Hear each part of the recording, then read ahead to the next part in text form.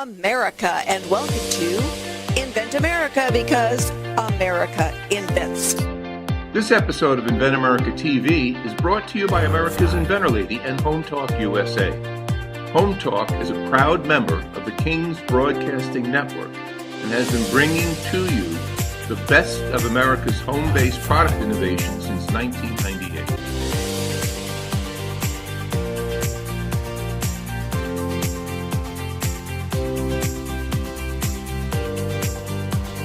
This segment of Invent America TV is brought to you by the law offices of R.P. Baraska. RPB law offices have been bringing corporate-level legal expertise to the independent inventor community for more than 20 years. For all your inventing legal needs, trust rpblawoffices.com. Welcome. That's right. This is the Invent America show right here on Invent America Radio and the Home Talk USA Radio Network. I do want to welcome a new affiliate down in Hattiesburg, Mississippi, WYXI 107.1 FM in Hattiesburg, Mississippi, a new radio affiliate that's joining our family. I want to welcome all of you. I hope we don't give you guys a culture shock here on Home Talk USA. We've had some great response out in the Hattiesburg, Mississippi area. But hey, welcome to the Invent America show with the Inventor Lady herself, Invent America Radio, Miss Rita Crompton. Rita, hello. Hello, how are you today? Well, I want to put a big shout out to you. You had to fill in last week for me because we had some technical issues with Marvell. Came down and said, hey, we're going to have to rewire your office, your internet, your telephone lines, and I was out of pocket last week. And boy, I tell you, Rita, they don't give you a notice. I tell you, they don't tell you, give you a week notice. They just pull up and all your stuff goes black. You know what I mean? I do, really. I really do, because it's happened to us multiple times. And it wasn't that long ago. It was in December that I was driving down the highway like crazy to get to a signal to tell you that I didn't have a signal. So yeah, been there, done that. Well, we put also a big shout out 2 weeks ago, as you know, at the first of the year, Home Talk USA became the longest running syndicated radio program in radio history. Unfortunately, we had the passing of a competitive show, and great show, great guy. And from the Money Pit, I mentioned the show. He put a lot of education, and he died unexpectedly, and they decided to pull the show. And boy, I hated to be on a somber note to get, that way. But hey, we're gonna pick up where he left off. We're gonna provide education and information, but we're gonna do it on steroids. There you go. we're gonna hit it on steroids, and we're gonna give a big shout out to him and all his staff and people, and thank him for all the years, 30 years. He was just a little ahead of me, and but now we became a little in advance. But hey, like going on in Invent America. Now, we have some new radio affiliates. A whole bunch of them are now joining us. I might not be familiar with your show, which is, hour number 2 here on the Home Talk USA Radio Network, Invent America. So let's just go a little bit about what the show's about for them and how it really helps these young developers of products and technology, how to get it to market. You know what I mean? Well, what we really try to do is one, let inventors know what are the right steps and contacts so that they don't get taken advantage of in the early steps. And then we let all the consumers, all those listeners out there know what are the cool new products that are coming your way. Some of them are just getting into the production mode. Eric's going to be on with me today. He's going to be talking about the deal that he's made and getting the product out there. Ron's product has been out there, and he's getting ready to start over and do it again. So, these inventors need everyone to know what the products are that they're trying to invent, and the consumers need to know what to go asking for. Because they can really help American innovation if they ask, what's coming down the pike, and I want one of those. Well, we've broken down this tree into different branches, step by step. We started at the bottom, watched the tree grow, and we cover it, and equate to each limb is a different part of the road to these potential products and entrepreneurs and developers to get their product to market and actually put on shelves, so to speak. But we talked about one of the benefits, or one of the things that don't come up, but that it's never considered, is the marketing part of it, which we've talked about. But I need to tell you, in conversation, it's another one that really never comes up is the licensing part of this part. The process of licensing is the most important part, because if you don't have protection, or you're going to get your stuff stolen. It's just as simple as that. Well, for a lot of inventors, when they get the idea and then they go to, a class on a Saturday morning at the the Chamber of Commerce, the SBA, somebody offering a class, and they go, oh, you start a business, do a business plan, blah, blah, blah. You don't have a business yet. How can you do a business plan?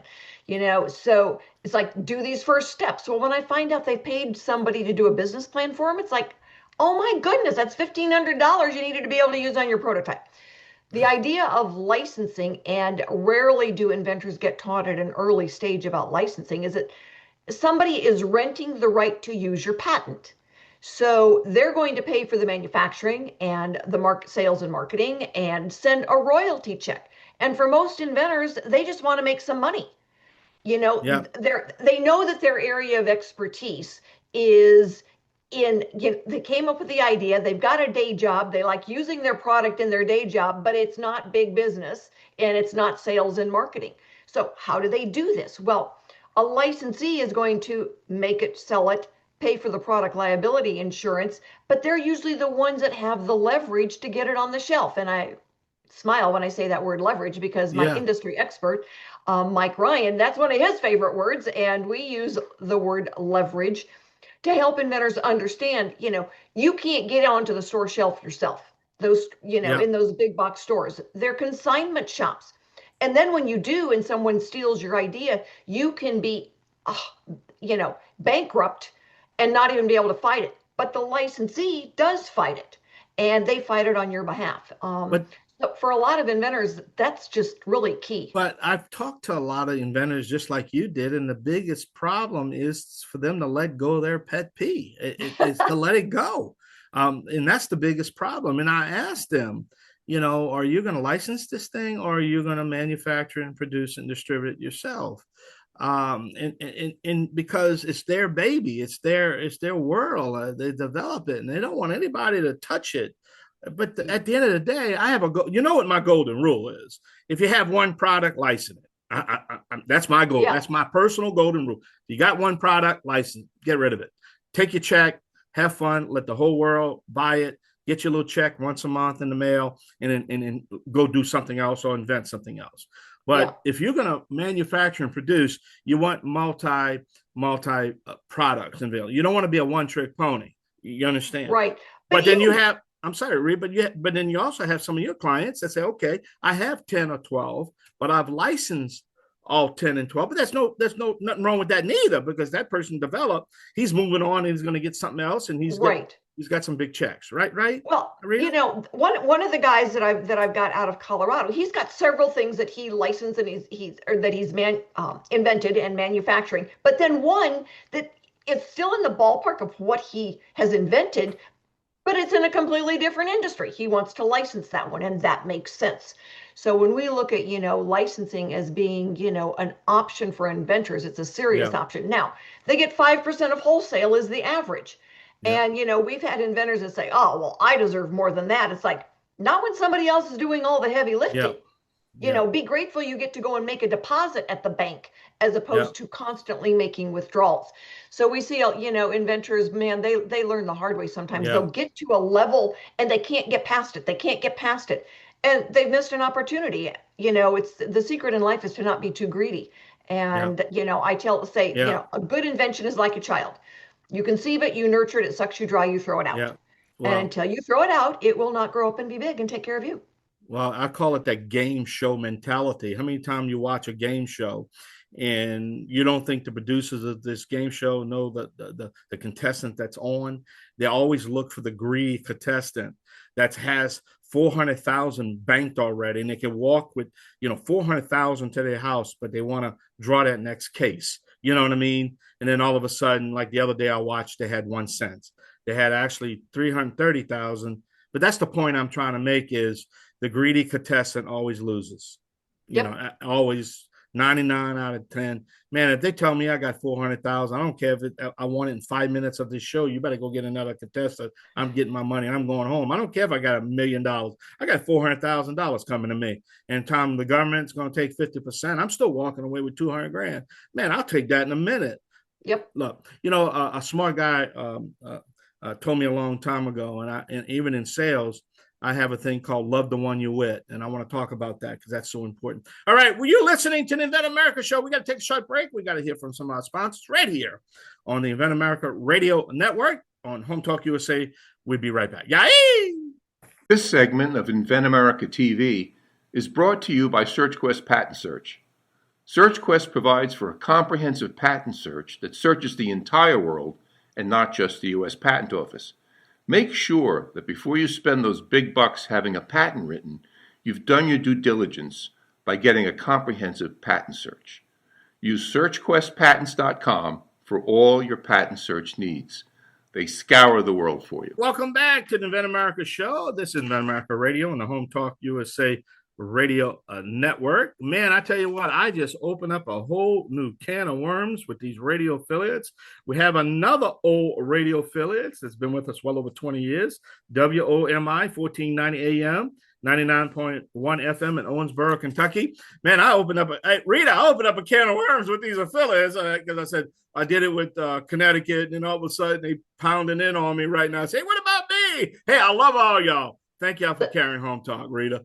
But we have a sponsor, man. But we need sponsors. Who's sponsoring this hour, right? I know. It is Wood. If you have got gutters on your house, oh yeah, everybody's got gutters on their house. We need gutters.com. They will help move that water exactly where you need it moved so it's not running down against the base of your house. We need gutters.com. Mike Wood, awesome guy. And these are really easy to install. I've done it. Right. Me do my own self, as my grandson would teach me. And my guest right now is Eric Barnhart. All right, got a cool new product called Bump and Belt. And so, Eric, thanks for being with us. Mike, are you ready to rock and roll here so that Eric and I can get started? You got it, buddy. All righty. There we go. Just checking with the boss. All right. King Productions is our boss. So, Eric, thanks so much for being with us today. Tell everybody, what is Bump and Brand and Bump and Belt? Yeah, thank you so much for having me, Rita. And Bump and Belts is a product I invented. Avid golfer, really enjoy being outside and listening to music as well. And so, notice that, music was starting to become a little bit more acceptable on the golf course. And me and my buddies will have used to have a speaker sitting in the golf cart, listening to some tunes as we enjoy our round, making sure that obviously we're not impeding on anybody else's round of golf and whether they like to listen to music or not, but really just for our own personal space. And so the idea was born on a golf course. Really, how can I take my music outside of the golf cart and with me?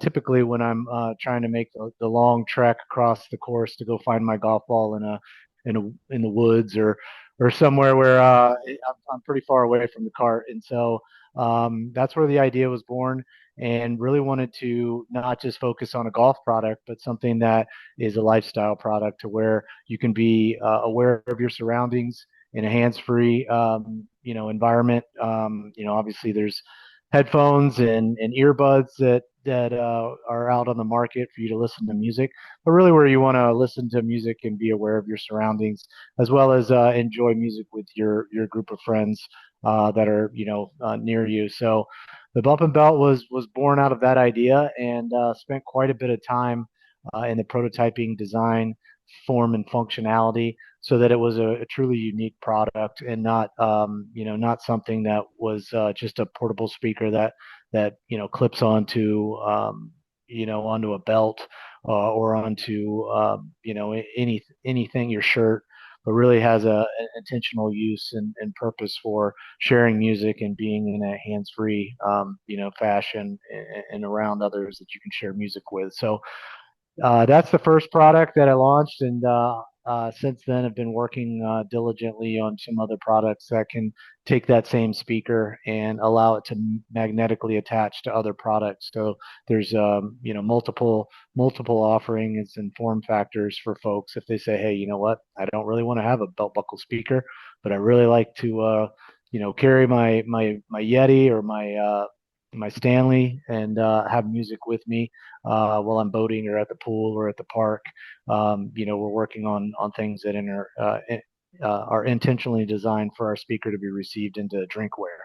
So excited about that opportunity in 2026, as well as licensing opportunities. So I'll gladly share more about that. But hopefully that answers your question about my product and brand. So you've got a day job you like, all right? A lot of inventors do, or the product that they've invented, they're using in their day job, and that's where their expertise is. So, for a lot of inventors, their expertise is not going to market, running a big business.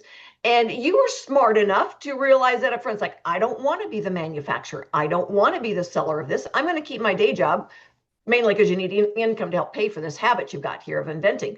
But when you hand it off to somebody else, and that's what we have been working on, and now getting much closer to a deal where somebody else is going to make it and sell it, so you can keep inventing.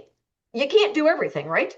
Yeah, you're absolutely right. So prior to this journey, I have had other entrepreneurial endeavors. My background's in technology and data analytics, and truly thankful and love what I do. But when you're about to step over that threshold of saying, "Hey, I have an idea," to actually putting time, effort, and money into that idea, you kind of separate yourself from the pack, right? I'm sure everybody who's on this show, as well as people listening, have had an idea in the past, and they've said, "Oh man, this would be great. I think this would be something that I would use," and that's typically where it stems from. And then if you kind of go down that next path of saying, "Okay, let me research it and see if it's available, or if there's something out there, out in the market today based off my idea," and you don't find it and you start to go further and further, that's one set of skills, right? Is the idea creation, how's it going to look, how's it going to work, the form factor, and then start to go down that path. Once you've brought that product to market, you barely started. You really have barely started in the life cycle of this, and you go into how do I sell it? How do I market it? What are my target? You obviously have looked at what your target markets are ahead of time if you're diligent, but you still don't know that set of skills and learning that along the way, and that's a whole completely different animal. Well, it is, and Creating the idea.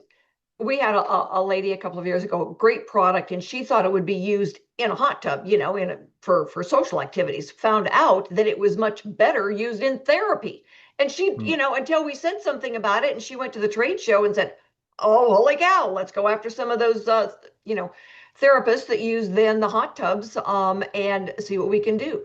So it's interesting when you're starting to get grown up basically on the different industries, different markets. When do you get to the point where it's like, all right, I need some help. I cannot do this all by myself. Right. So, it's wonderful to be able to help inventors get there, because everybody, like you said, everybody's had an idea at one point or another and said, okay, this is really cool. But I don't know how to do the heavy lifting. So do you have you've made some and sold some, because you saw a guy on a golf course one time have one. Yeah, absolutely. So we currently, our go-to-market strategy was social media advertising and getting, paying for Facebook and Instagram and TikTok ads, and trying to get our reach out that way, as well as going to some industry shows and trying to find some customers that way. But Very cool. the market changes quickly. It does. And yeah, you know what? We got to go pay some bills, just like any other radio show. Oh, yeah, we've got some bills to pay. So stick with us, everybody. We are going to be back with another inventor to talk about his product in just a few minutes. If you're an inventor or you know an inventor out there who would just like to be able to have a conversation with other inventors, join the Inventors Roundtable. It's free. The meetings are virtual, so you can be anywhere in America and talk to another inventor. And for a lot of folks out there, understanding the process, being able to ask questions, getting good service provider information is critical to the inventing process. So, got questions? Want to join? It's free. inventorsroundtable.org. And thank you so much for being with us for this segment of Invent America, because America invents. Been doing it for centuries, and I am sure that we will continue to get new products out there into the consumer's hands that will solve everyday problems. My guest right now is Ron Johansson, and Ron has got a very cool product. Oh my God, I need some of these. We're getting ready to pack a bag.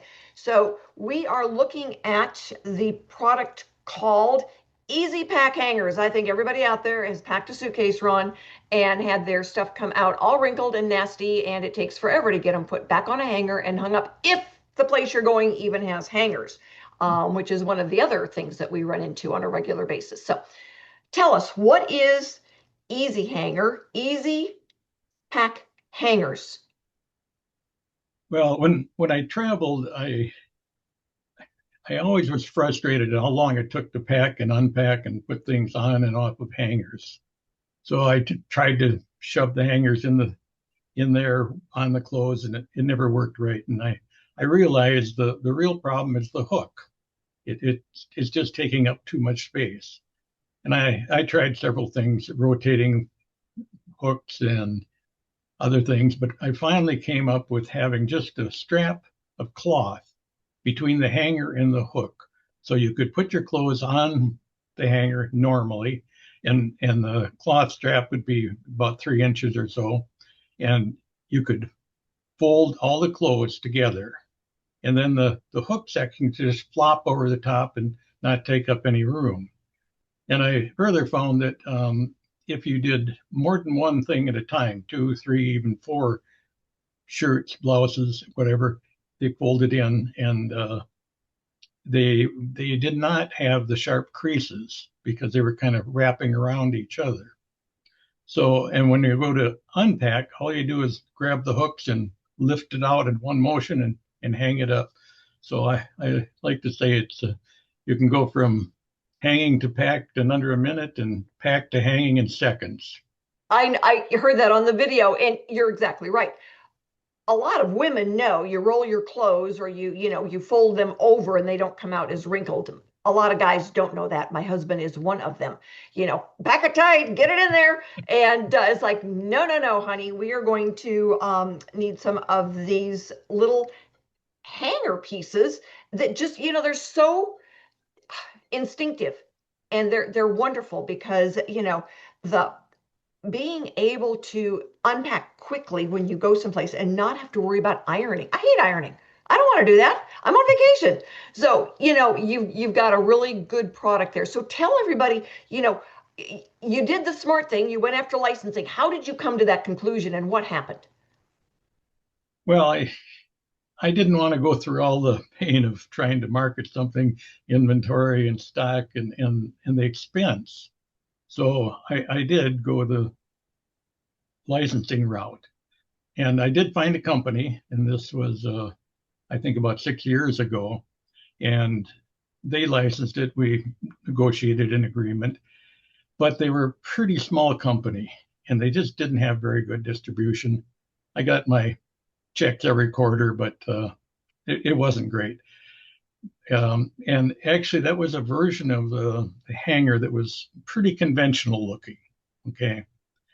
Anyway, they filed for bankruptcy about a year ago. And in the meantime, I was working on the hanger, and I improved it. I basically kind of cut the center bottom out so you can hang a tank top on it and then put your blouse over the top of it, which my wife loves.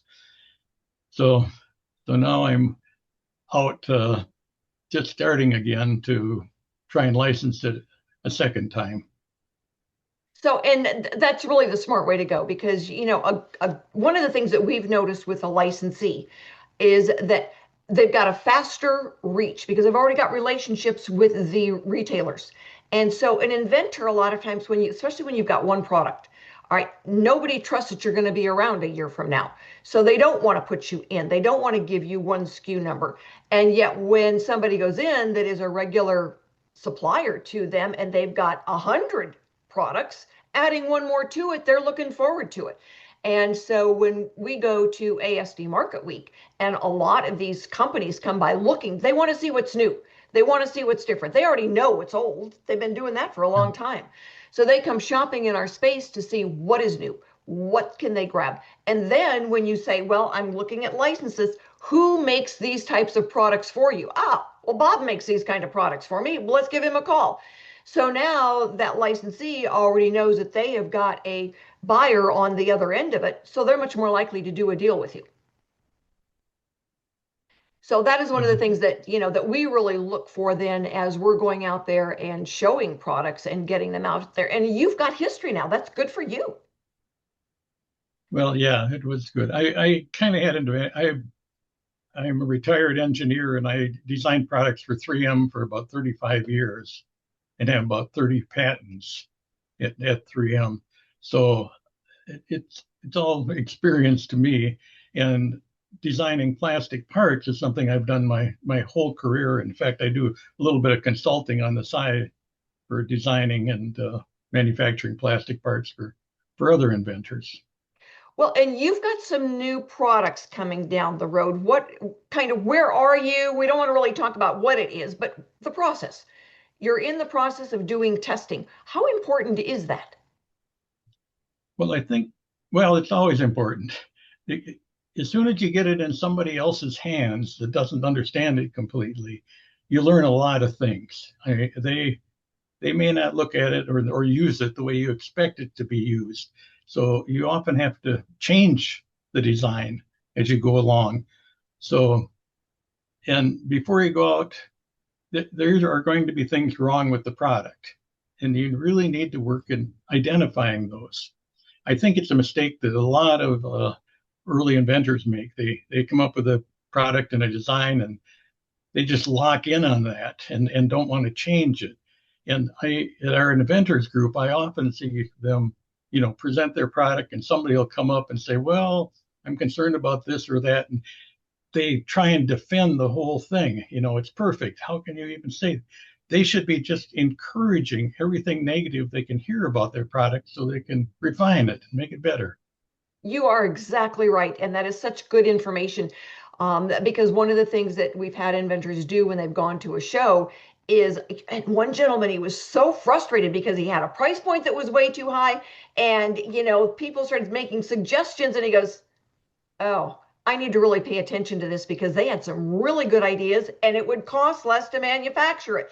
And that is where we needed to go. So, I appreciate what you're saying because you're exactly right. You learn, you go out there and you start gathering people's opinions. And sometimes they see things that you didn't see. Yeah, you really have to encourage them to tell you everything that's wrong with it. I mean, it's just so valuable and so few inventors understand that they own it and they don't want to say, okay, well, maybe I should have done it this way.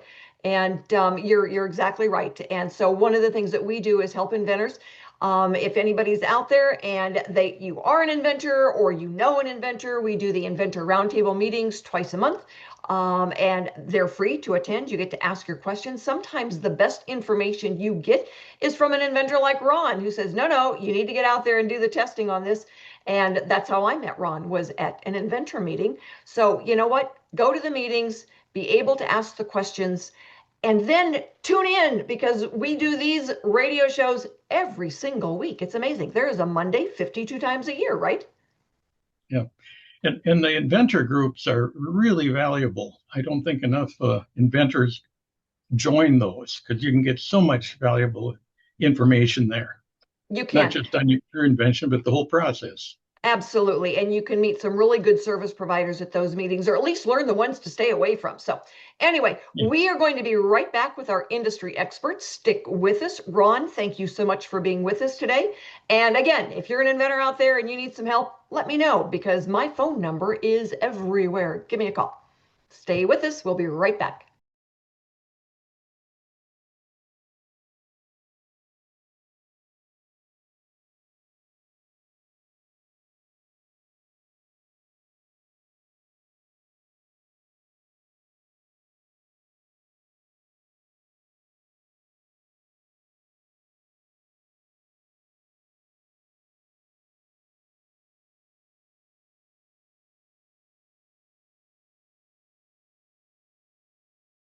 And thank you so much for being with us for this segment of Invent America, because America invents. So my guest right now is Mike Ryan. He is our industry expert. He has been working with products for what, 30-ish years, Mike? Yes, many years. Yeah, 30 years. And I am on the team for Pronto Launch. So we do help inventors get teed up in a variety of different ways. And I think one of the really cool things about Pronto Launch is the inventor can say, this is where I'm at, this is what I need. And Mike is going to be the one that says, okay, let's work with this. Mike, tell everybody, what is Pronto Launch? Essentially, Pronto Launch is a growth and skill platform. Unlike anything else in the industry, we have 28 specialized divisions covering anything from sales, marketing, product design, manufacturing. A lot of companies need help with funding. Pretty much you name it, all the critical aspects that a inventor, startup company, existing company will need. We provide a lot of resources that can help them scale things. I was just going to say, one of the big things that you do that I appreciate is that it's not a cookie cutter endeavor. All right. So when an inventor comes to you and they've got a unique situation, you can say, okay, let's look at what you need and let's look at what we can do and see if we can make an arrangement. Yeah, whether in the early stage, existing company, we've been reached lately. We have a lot of companies that are in that $1 million to $2 million range. They just don't have the infrastructure to grow it, scaling it. There's a lot of companies, unfortunately, going back to regarding Pronto Launch. It's just our goal. Essentially, there's so many products out there that should be successful. They just don't have the wherewithal to get to where they need to get, and that's kind of one of the reasons why we launched Pronto Launch. Well, and one of the big things that you do is and I know that one of your favorite words is the leverage, because, you know, an inventor, like you said, they're doing everything at that point. Now they need help with either manufacturing, but the biggest challenge is the marketing challenge. And I know you are a big believer in trade shows. You know, share with our folks out there, why are trade shows so important? Well, one of my other companies I own is called the Original Safety Siphon. We have the companies to date, it's been around for 49 years. When unfortunately, it's a nightmare for all new inventors. They have a great product, goes out of market, next thing you know, it gets knocked off. It gives people an opportunity. The Original Safety Siphon is an all USA made product. We've gone to hundreds and hundreds of trade shows over the years. It gives people an opportunity to see the product up live. It's a great way to extend in a very minimal way your marketing dollars and reach tens of thousands, hundreds of thousands of people while selling the product while you're at the show. And that's one of the things that we've really noticed is that, you know, being able to shake a hand, eye to eye contact, you know, and like, you know, Ron said, you know, people that are there and they're saying, oh, this is really cool. What if it did it this way? Yeah. And as the inventor, you go, okay, I didn't really think about that one. You get so much market research. I hate it when inventors tell me they spent, you know, 10, 15, 20 grand on market research when they could have gone to a trade show for $3 and gotten better feedback. Yeah, going back to the word, as you know, everyone knows me knows, is that to me the most powerful word in the invention industry is the word leveraging. It's one thing that most inventors, even existing companies, lack. What we do is, in fact, one of the things that John mentioned earlier in the segment was that a lot of the inventors have what they call their one-line item companies.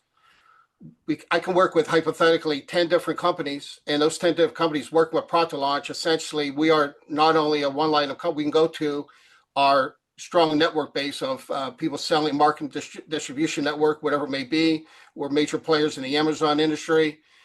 we can provide them leverage that they would not be able to do on their own.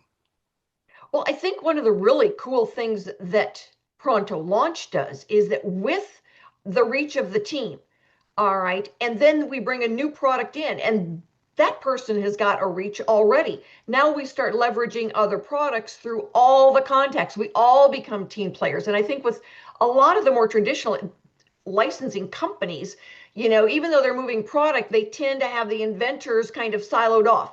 And you are very much about teamwork and where do we all benefit. And that I think really says a lot about Pronto Launch and what you're trying to accomplish. Yes, we've recently, as you know, we recently had a situation where there's a company had a solid product. They reached out to a very large licensing company, and they weren't able to open up the doors. These companies want to know that they don't want to know just that you have a great product. Do you have the background? Do you have the infrastructure? Do you have the team? We have, Rita, you are, in my opinion, the best licensing person, expert out there in the industry, and I humbly say that. And that's why it's an honor to have you part of our team, whether it's design, manufacturing with Noah McNeely, a product quick start. We struck deals with major industry leaders, develop partnership, and develop a very strong, powerful network so that when we go back to one of the largest licensing company in the sports industry, when he found out after we had a conversation with them, when another company tried to do business with them and they were not able to strike out a deal, knowing that we're Pronto Launch, how we stand, how we market, how we go about doing our business, they have offered and willing to do business with us because of our leveraging. Yep, and that makes such a difference. I'm really grateful to be part of the team and to be able to work with you guys. I've known Noah for a long time as well. Honestly, he's one of our sponsors of the radio show, and people think he walks on water when they get done with his, he gets done with their prototypes and ships them off, to the trade show with, warm, wonderful prototypes. And we are very grateful to all be working together to get our inventors up to the next point. So everybody, I was going to say, we need to go ahead and get this wrapped up here. Thank you, Mike. I will have you on again because we've got a lot to talk about. Thanks, everyone, for joining us today. We will be back next week with more stories on getting products from mind to market. We will have new inventors and industry experts. So join us and have a wonderful week.